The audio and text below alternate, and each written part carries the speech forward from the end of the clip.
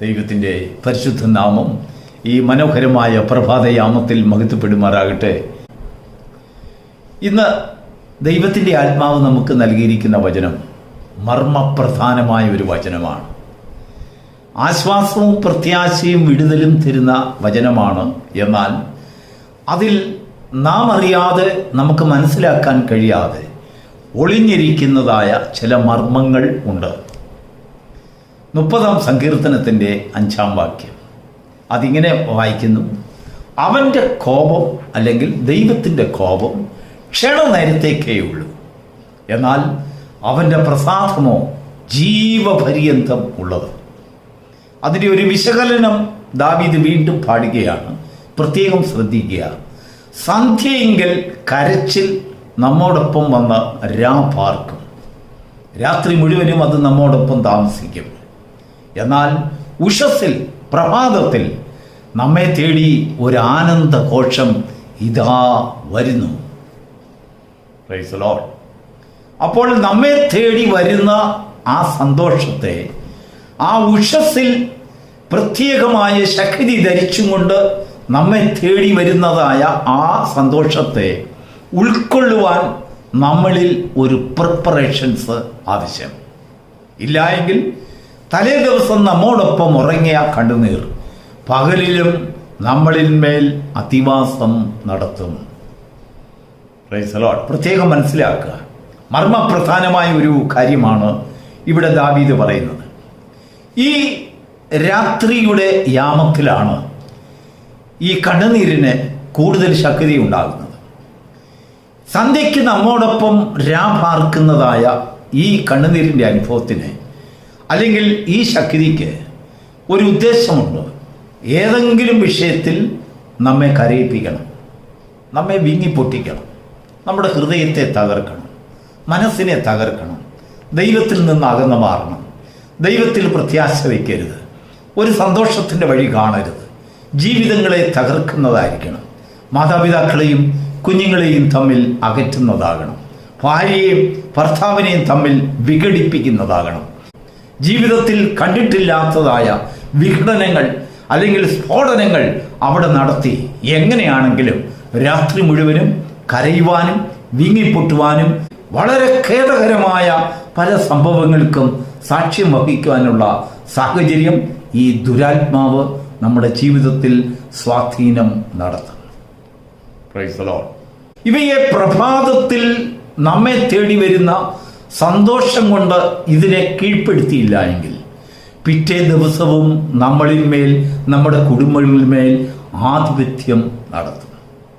ഓരോ ദിവസവും മുഴുശക്തിയോടെ ഓരോരോ പുതിയ കാരണങ്ങൾ പറഞ്ഞുകൊണ്ട് നമ്മുടെ ജീവിതത്തിൽ, നമ്മുടെ വീട്ടിൽ കടന്നു വരും.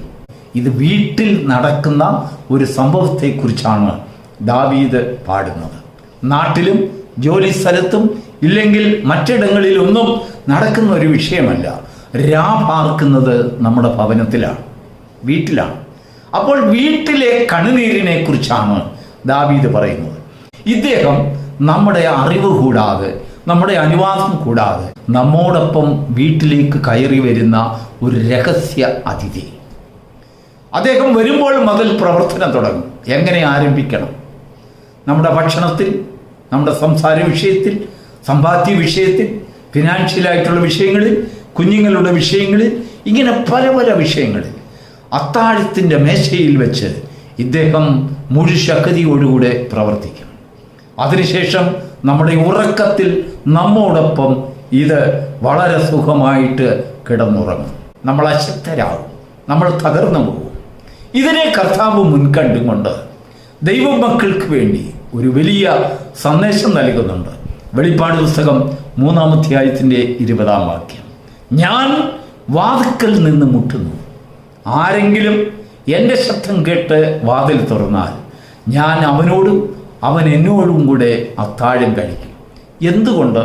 കർത്താവിൻ്റെ സാന്നിധ്യം അത്താഴത്തിൽ കടന്നു വരുന്നു.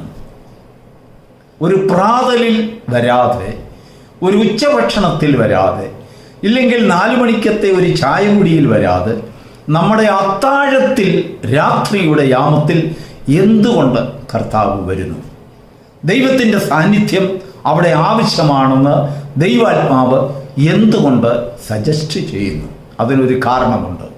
നിന്നോടൊപ്പം നീ അറിയാതെ നിന്റെ ഭവനത്തിൽ വന്നെത്തിയിട്ടുള്ളതായ അന്ധകാര ശക്തികളുടെ ആ പ്രേരണയാൽ നിങ്ങളുടെ ജീവിതത്തിൽ കടന്നു വരുന്നതായ കണ്ണുനീരിൻ്റെ അനുഭവം, വിഘടിതത്തിൻ്റെ അനുഭവം, അല്ലെങ്കിൽ പിരിവനയുടെ ആത്മാവ്, സംഘടനകളുടെ ആത്മാവ്, കലഹത്തിൻ്റെ ആത്മാവിനെ ദൈവം തിരിച്ചറിയുന്നു. അതിനെ തച്ചുടയ്ക്കണമെങ്കിൽ കർത്താവിൻ്റെ സാന്നിധ്യം കൊണ്ട് മാത്രമേ സാധിക്കുകയുള്ളൂ. അത് പകലിൽ ഉള്ള ഒരു വിഷയമല്ല, പ്രഭാതത്തിലുള്ളൊരു വിഷയമല്ല, 4 മണിക്കുള്ളൊരു വിഷയമല്ല.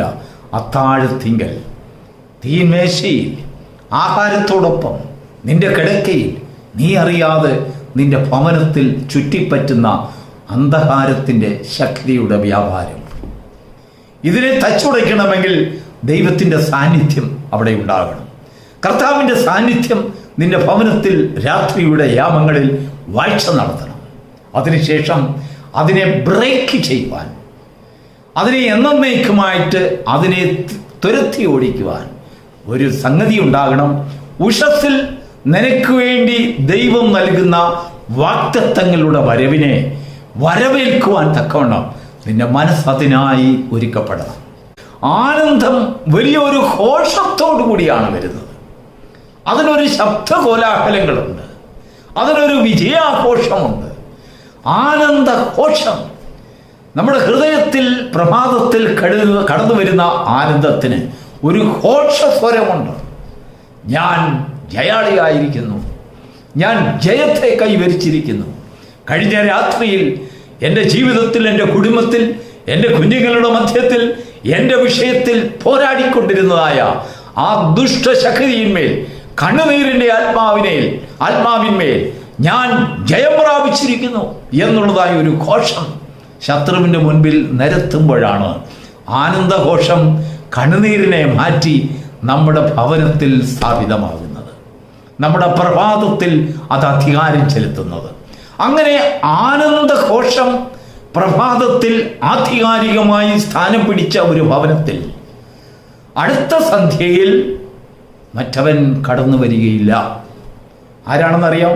പിരിവനയുടെ ആത്മാവ്, സംഘടനത്തിൻ്റെ ആത്മാവ്, വഴക്കിൻ്റെ ആത്മാവ്, അടിപിടിയുടെ ആത്മാവ്. ഇവകൾ പുതിയ പുതിയ മാനങ്ങൾ കണ്ടുകൊണ്ട്, പുതിയ പുതിയ ഐഡിയകൾ ചെലുത്തിക്കൊണ്ട് നിന്റെ ജീവിതത്തെ തകർക്കുവാൻ ആനന്ദഘോഷം അനുവദിക്കുകയില്ല. അവിടെ ശത്രു പോരാടുമ്പോഴൊക്കെയും ഒരുവൻ വന്ന് വാതിലിൽ നിന്ന് മുട്ടുന്ന ശബ്ദം കേൾക്കും. നിന്റെ ജീവിതത്തിൽ പ്രയാസഘട്ടങ്ങൾ നേരിടുമ്പോൾ, നീ കണ്ണുനീരിൻ്റെ അനുഭവത്തിലേക്ക് വഴുതി വീഴുവാൻ സമയമാകുമ്പോൾ, തൻ്റെ കുഞ്ഞുങ്ങൾ വഞ്ചിക്കപ്പെടുവാൻ സാഹചര്യങ്ങൾ കാണുമ്പോൾ പെട്ടെന്ന് വാതിലിൽ ഒരാൾ മുട്ടുന്ന ശബ്ദം കേൾക്കും. കർത്താവ് പറയാണ്, ഞാൻ വാതിലിൽ നിന്ന് മുട്ടുന്നു. ആരെങ്കിലും നിന്റെ ഭവനത്തിൽ ഒരു സമാധാനപുത്രൻ അല്ലെങ്കിൽ ദൈവശബ്ദത്തെ തിരിച്ചറിയുന്ന ഒരു വ്യക്തി. നോക്കൂ, പത്രോസ് ഒരിക്കൽ കാരാഗ്രഹത്തിൽ നിന്ന് വന്ന് കൂടിയിരുന്ന് പ്രാർത്ഥിച്ചവരുടെ മുൻപിൽ വന്ന് ആ ഭവനത്തിൽ വന്ന് മുട്ടുമ്പോൾ ബാല്യക്കാരത്തി പോയി ആ വാതിലിൽ ചെന്ന് നോക്കിയിട്ട് പറഞ്ഞു, പത്രോസ് വന്നിരിക്കുന്നു. അവിടെ പ്രാർത്ഥിച്ചുകൊണ്ടിരുന്ന ശിഷ്യന്മാർ പറഞ്ഞു, കുട്ടി, നിനക്ക് ഭ്രാന്ത് കാണും, നിനക്ക് നിന്റെ തോന്നലാണ്. അപ്പോൾ പക്ഷേ അവൾ പറയുന്നത്, അല്ല, ഞാൻ പത്രോസിന്റെ ശബ്ദത്തെ നല്ലതുപോലെ തിരിച്ചറിയുന്നു. വാതിക്കൽ നിന്ന് മുട്ടുന്ന വ്യക്തിയുടെ ശബ്ദത്തെ തിരിച്ചറിയുന്ന ഒരു ബാല്യക്കാരത്തി ആ ഭവനത്തിലുണ്ടെങ്കിൽ, ഒരു വ്യക്തി ജീവിതം ആ ഭവനത്തിലുണ്ടെങ്കിൽ തീർച്ചയായിട്ടും വാതിൽ തുറക്കും. അവൻ കടന്നു വരും, നിന്നോടൊപ്പം സന്തോഷിക്കും. കർത്താവ് പറയുകയാണ്, ആരെങ്കിലും എൻ്റെ ശബ്ദം കേൾക്കുന്ന ഒരു വ്യക്തി, എൻ്റെ ശബ്ദത്തെ തിരിച്ചറിയുന്ന ഒരു വ്യക്തി അവിടെ ഉണ്ടെങ്കിൽ വാതിൽ തുറക്കട്ടെ, ഞാൻ അവിടെ കടന്നു ചെല്ലട്ടെ, ഞാൻ അവരോടൊപ്പം ഭക്ഷണം കഴിക്കട്ടെ, ഞാൻ അവരോടൊപ്പം അത്താഴം കഴിക്കട്ടെ. അങ്ങനെ അത്താഴം കഴിക്കുമ്പോൾ അന്ധകാരത്തിൻ്റെ ശക്തി, കരച്ചിലിൻ്റെ ശക്തി, നിലവിളിയുടെ ശക്തി തോറ്റുപോകും, അവിടുന്ന് തകർന്നു പോകും, അവിടുന്ന് ഓടിപ്പോകും. ജീവിതത്തിലെ പ്രയാസഘട്ടങ്ങളെ ജയിക്കുവാനും അതിജീവിക്കുവാനുള്ള ഒരു ദൈവത്തിൻ്റെ കൃപ ആ ഭവനത്തിൽ പകരപ്പെടും. അവിടെ ആനന്ദഘോഷം മുഴുകുന്നതിനിടയായിത്തീരും. Praise the Lord. ആത്മാവിൽ ദാവീദ് തരുന്ന വലിയൊരു മഹത്തായ സന്ദേശമാണ്. രാത്രിയുടെ യാമങ്ങളിൽ സന്ധ്യയിങ്കൽ നമ്മളറിയാതെ നമുക്ക് കണ്ണീര് തരുന്ന ഒരുപാട് വിഷയങ്ങൾ നമ്മുടെ ഭവനത്തിൽ കടന്നു വരും. നമ്മുടെ ഭവനത്തിൽ സംസാര വിഷയമാകും. ഇത് രാത്രിയുടെ ഒരു പ്രത്യേകതയാണ്, സന്ധ്യയുടെ ഒരു പ്രത്യേകതയാണ്. ഇങ്ങനെ വരാതിരിക്കണമെങ്കിൽ സന്ധ്യായാമത്തിൽ സന്ധ്യാപ്രാർത്ഥന ഭവനത്തിൽ നടക്കണം. അതുകൊണ്ടാണ് ചില പഴയ പിതാക്കന്മാരും മാതാക്കളുമൊക്കെ വീട്ടിൽ സന്ധ്യയ്ക്ക് പ്രാർത്ഥിക്കണമെന്ന് പറയുന്നത്. അതിൻ്റെ കാരണം എന്താണെന്നറിയാമോ? നമ്മുടെ ഭവനത്തിൽ നാം അറിയാതെ ക്ഷണിക്കാതെ വരുന്ന ചില സംഗതികളുണ്ട്, ചില വിഷയങ്ങളുണ്ട്. എത്ര പ്രാർത്ഥിച്ചാലും ഇയാൾ പെട്ടെന്ന് ശക്തിയോടുകൂടെ വരും. പഴയ കാര്യങ്ങളും എടുത്തുകൊണ്ട് വരും. അന്ന് പറഞ്ഞ വിഷയമായിട്ട്, അന്ന് ചിന്തിച്ച വിഷയമായിട്ട്, അന്ന് ചെയ്ത കാര്യങ്ങളുമായിട്ട് കണക്ക് പറയുന്ന ഓരോന്ന് കണക്ക് പറഞ്ഞ് വാദിച്ച് കണ്ണുനീർ സമ്മാനിക്കുവാൻ, ഹൃദയത്തെ തകർത്ത് കളയുവാൻ, വിഘടിതമാക്കുവാൻ, ഭാര്യയെയും ഭർത്താവിനെയും തമ്മിൽ അകറ്റുവാൻ, കുഞ്ഞുങ്ങളെയും മാതാപിതാക്കളെയും തമ്മിൽ അകറ്റുവാൻ, ജീവിതത്തിൽ അന്ധകാരത്തിൻ്റെ ശക്തി നമ്മളിൽ വ്യാപരിക്കുവാൻ തക്കവണ്ണം ആധികാരികത നടത്തുന്ന ചില ശക്തികളുണ്ട്. അവർ രാത്രിയിൽ കടന്നു വരും. എന്നാൽ കർത്താവ് നമ്മുടെ ഭവനത്തിൽ കടന്നു വരുമ്പോൾ ആ ശക്തിയിൽ ഒരു വിഘടിതമുണ്ടാകും. നിന്റെ ജീവിതത്തിൽ ഒരു ജയം കണ്ടെത്തും. കർത്താവിൽ ആശ്രയിക്കുക. നിന്റെ ദൈവത്തിൻ്റെ കോപമെന്ന് നീ പലപ്പോഴും പറഞ്ഞ് കണ്ണുനീരൊഴുക്കും ദൈവം നിന്നെ ശിക്ഷിച്ചു, ദൈവം നിന്നെ ശാസിച്ചു, ദൈവത്തിൻ്റെ കോപമാണ് ഇതെല്ലാം എന്ന് പറഞ്ഞ് കണ്ണുനീരൊഴുക്കുകയും സങ്കടപ്പെടുകയും ചെയ്യുന്ന ഹൃദയങ്ങളോട് ദൈവത്തിൻ്റെ ആത്മാവ് പറയുകയാണ്, ദൈവത്തിൻ്റെ കോപം ക്ഷണനേരത്തേക്കേ ഉള്ളൂ, അവൻ്റെ പ്രസാദമോ ജീവപര്യന്തം നിലനിൽക്കുന്നതാണ്. ദൈവം നിന്നിൽ പ്രസാദിക്കുന്നുവെങ്കിൽ ആ പ്രസാദം ക്ഷണനേരത്തേക്കല്ല, അല്പദൂര ദിവസത്തേക്കല്ല, ജീവപര്യന്തം ആയുസ്സുള്ളിടത്തോളം കാലം അത് നിന്റെ ഭവനത്തിൽ പാർക്കും. അങ്ങനെ ജീവപര്യന്തമുള്ളതായ ഒരു ദൈവത്തിൻ്റെ പ്രസാദം, ഒരു ആനന്ദ ഘോഷം നിന്റെ ഭവനത്തിൽ നിന്ന് പ്രസാദിക്കപ്പെടുവാൻ, മുഴക്കപ്പെടുവാൻ, ശബ്ദമുയർത്തുവാൻ, അത് ദൈവത്തിനുള്ള ഭവനമെന്ന് അധികാരത്തോടുകൂടി അവകാശപ്പെടുവാൻ തക്കണം ദൈവത്തിൻ്റെ ആത്മാവിൻ്റെ ഭവനത്തിന്മേൽ ഒരു വലിയൊരു അവകാശം ഉന്നയിക്കുന്ന ഭവനമായി മാറുമാറാകട്ടെ. ദൈവം നിനക്ക് വേണ്ടി അയക്കുന്ന ആനന്ദഘോഷം അവിടെ ദാവീദ് എഴുതുകയാണ്. അത് വരുന്നു. ആ വരുന്ന ആനന്ദഘോഷത്തെ എതിരേൽക്കുവാനും ഉൾക്കൊള്ളുവാനും നിന്റെ ഭവനം, നിന്റെ ഹൃദയം, നിന്റെ കുഞ്ഞുങ്ങൾ, അല്ലെങ്കിൽ നിനക്കുള്ളതൊക്കെയും അതിനായി ഒരുക്കപ്പെടുമ്പോൾ അവിടെ വലിയൊരു സമാധാനപുത്രൻ അവിടെ വെളിപ്പെടുന്നു. ആ സമാധാനപുത്രന്റെ വിശേഷത ഓരോ പ്രഭാതത്തിലും ഓരോ രാത്രിയുടെ യാമത്തിലും വാതിൽക്കൽ നിന്ന് മുട്ടുന്നവന്റെ ശബ്ദത്തെ അവൻ തിരിച്ചറിയുന്നു.